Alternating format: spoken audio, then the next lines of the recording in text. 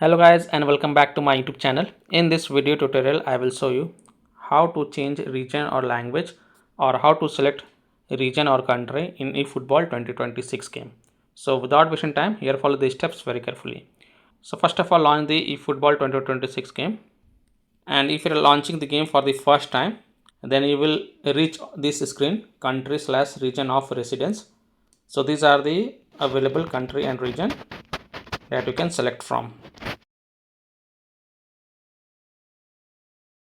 So you can select the country or region that you want to select it from the available option.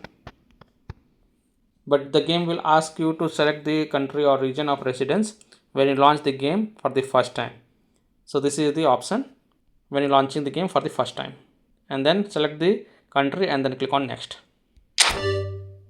Now it will ask you to save your country or region. So simply click on confirm, and please take a note over here that you cannot change your country or region later. So make sure to select the correct country or region and then click on confirm button to confirm it.